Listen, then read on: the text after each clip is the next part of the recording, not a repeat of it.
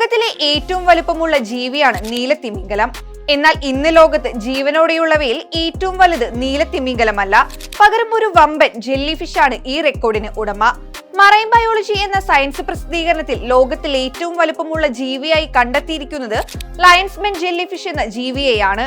സിംഹത്തിന്റെ രോമക്കെട്ടുകൾ പോലെ നീളമേറിയ സ്പർശനഗ്രാഹിയുള്ള ഈ ജെല്ലി ഫിഷിന് റെക്കോർഡിന് ഇടയാക്കിയത് അവയുടെ ഈ സ്പർശനഗ്രാഹി തന്നെയാണ്. സാധാരണഗതിയിൽ ഇവയുടെ ശരീരം 8 അടി വരെ നീളമുള്ളവയാണ്. എന്നാൽ ഇവയുടെ സ്പർശനഗ്രാഹിയുടെ നീളം കൂടി കണക്കാക്കുമ്പോൾ അത് 60 അടി വരെയാണ് സാധാരണ ഉണ്ടാവുക. അപൂർവമായി ചിലത് 120 അടി വരെ എത്തിയതായും കണ്ടെത്തിയിട്ടുണ്ട്. ഒത്ത വലുപ്പമുള്ള ഒരു നീലത്തിമിംഗലം പരമാവധി 115 അടി വരെയാണ് വളരുക. ഈ കണക്ക് നോക്കുമ്പോഴാണ് ലയൺസ്മെൻ ജെല്ലി ഫിഷ് വലിയ ജീവിയാകുന്നത്. 10 നില കെട്ടിടത്തിന്റെ അത്ര നീളമേറിയ കൈകൾ ലയൺസ്മെൻ ജെല്ലി ഫിഷിന് ഉണ്ടാകുമെന്നാണ് ഗവേഷകർ കണക്കുകൂട്ടുന്നത്.